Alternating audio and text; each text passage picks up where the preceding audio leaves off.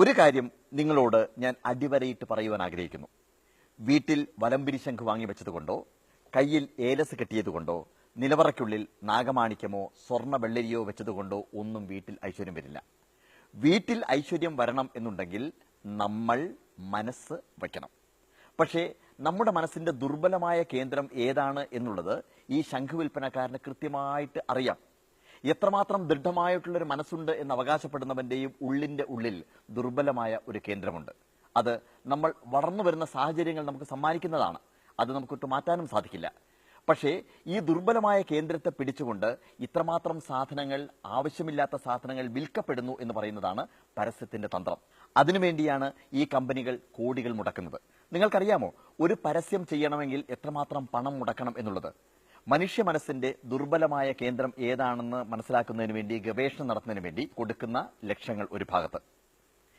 എന്റെ സൗന്ദര്യത്തിന്റെ രഹസ്യം ഈ സോപ്പാണ്, എന്റെ മുടിയുടെ രഹസ്യം ഈ തൈലമാണ്, എന്റെ ആരോഗ്യത്തിന്റെ രഹസ്യം, എന്റെ ഊർജ്ജത്തിന്റെ രഹസ്യം ഈ പ്രോട്ടീൻ പൗഡറാണ്, എന്റെ ആകർഷണത്തിന്റെ രഹസ്യം ഈ സൗന്ദര്യവർദ്ധക വസ്തുവാണ്, എന്റെ പല്ലിന്റെ തിളക്കത്തിന്റെ വെളിച്ചം ഈ പേസ്റ്റാണ് എന്നെല്ലാം പറഞ്ഞ്, അതായത് നമ്മുടെ ഇഷ്ടതാരങ്ങളെ കൊണ്ട് പച്ചക്കള്ളം പറയിപ്പിക്കുവാൻ വേണ്ടി അവർക്ക് കൊടുക്കുന്ന കോടികൾ ഒരു ഭാഗത്ത്.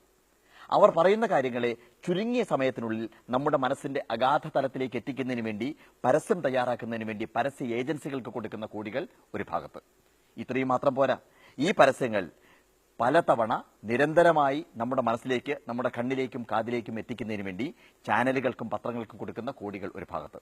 ഇത്രമാത്രം പണം ഇവർ ചിലവഴിക്കുന്ന സമയത്ത് ഇവർക്ക് കൃത്യമായിട്ട് അറിയാം, നമ്മൾ പാവങ്ങൾ ഈ പരസ്യം കണ്ട് ഈ സാധനങ്ങൾ വാങ്ങിക്കൂട്ടി അവർക്ക് ഈ പൈസ തിരിച്ചു കിട്ടുമെന്ന് കൃത്യമായിട്ടുള്ള ബോധം അവർക്കുണ്ട്. നിങ്ങൾക്കറിയാമോ പരസ്യം എന്ന വാക്കിന്റെ അർത്ഥം എന്താണെന്ന്?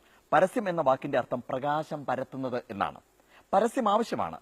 ഒരു പ്രസ്ഥാനം തുടങ്ങുന്ന സമയത്ത്, ഒരു പ്രോഡക്റ്റ് ലോഞ്ച് ചെയ്യുന്ന സമയത്ത് അത് ജനങ്ങളെ അറിയിക്കുന്നതിന് വേണ്ടി പരസ്യം ആവശ്യമാണ്.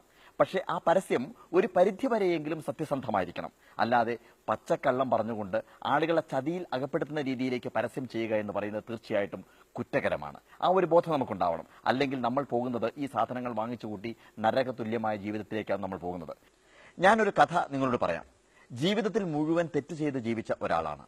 മദ്യപാനം, മയക്കുമരുന്ന് ഉപയോഗം, കൊള്ള, കൊല എല്ലാം ഉണ്ട് ഇയാളുടെ ജീവിതത്തിൽ. നമ്മൾ സാധാരണ യാഥാർത്ഥ്യമല്ലെങ്കിലും പറയാറുണ്ട്, ഒരാൾ മരിച്ചു കഴിഞ്ഞാൽ സ്വർഗത്തിലേക്ക് അല്ലെങ്കിൽ നരകത്തിലേക്ക് പോകുമെന്നുള്ളത്. ഇയാൾ മരിച്ചു, എങ്ങോട്ട് പോകും? നരകത്തിലേക്ക് പോകും. പക്ഷെ ഇയാൾ മരിച്ച കൃത്യസമയത്ത് തന്നെ ലോകത്തിന്റെ മറ്റൊരു ഭാഗത്തൊരു ഭൂകമ്പമുണ്ടായി, ലക്ഷക്കണക്കിന് ആളുകൾ മരിച്ചു. ഇയാൾ അങ്ങോട്ട് ചെല്ലുന്ന സമയത്ത് കൗണ്ടറിൽ തിരക്കോട് തിരക്കാണ്. അവിടെ ചിത്രഗുപ്തൻ ചീട്ടെഴുതി കൊടുക്കുകയാണ്. രജിസ്റ്റർ നോക്കുന്നു, പേര് ചോദിക്കുന്നു, ചീട്ടെഴുതി കൊടുക്കുന്നു. ഇദ്ദേഹത്തിന് എഴുതി കൊടുത്ത ചീട്ട് നരകം എന്ന് എഴുതേണ്ടതിന് പകരം സ്വർഗം എന്ന് എഴുതി കൊടുത്തു. കാരണം അവിടെ തിരക്കോട് തിരക്കാണ്. ഇദ്ദേഹം ഒന്നും മിണ്ടിയില്ല. ഇദ്ദേഹമല്ലേ ആള്. ഈ സ്വർഗത്തിന്റെ ചീട്ടുമായിട്ട് അദ്ദേഹം സ്വർഗ കവാടം കടന്ന് അകത്തേക്ക് കയറുന്നു. അദ്ദേഹത്തിന്റെ പ്രതീക്ഷ എന്ന് പറയുന്നത് ചുവന്ന പരവതാനി, മദ്യ ചഷകമേന്തിയ മദിരാശിമാർ നടക്കുന്നുണ്ടാവും, കഞ്ചാവിന്റെ പുകയുണ്ടാവും. ഈ പ്രതീക്ഷയോടുകൂടി അകത്തേക്ക് അദ്ദേഹം കയറുന്ന സമയത്ത് കാണുന്നു, ഒന്നുമില്ല.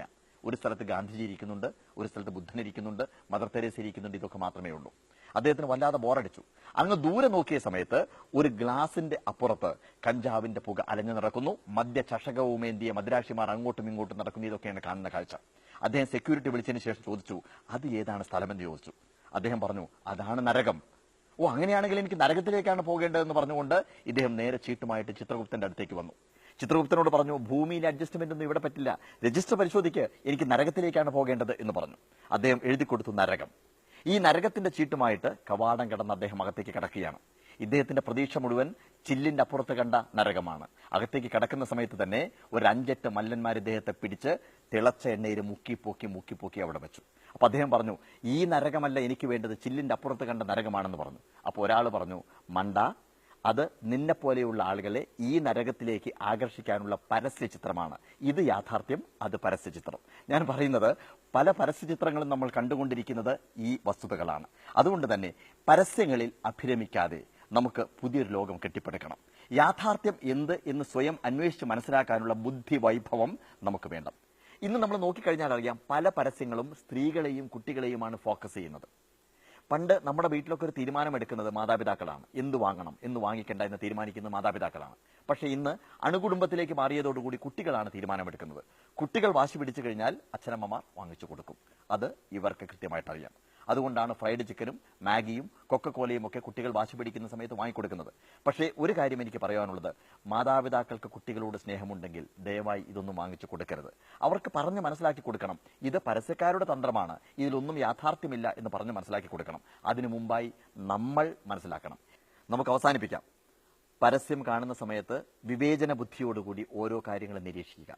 അതിന്റെ യാഥാർത്ഥ്യം എന്താണ് എന്ന് സ്വയം ചോദിച്ച് തിരിച്ചറിഞ്ഞതിന് ശേഷം സാധനങ്ങൾ വാങ്ങിച്ചു കൂട്ടുക. വീട്ടിൽ അനാവശ്യമായി വാങ്ങിവെക്കുന്ന ഒരുപാട് സാധനങ്ങളുണ്ട് ഈ പരസ്യത്തിന്റെ പ്രേരണ കൊണ്ട്. ഇതൊന്നും ആവശ്യമില്ലാത്തതാണ്.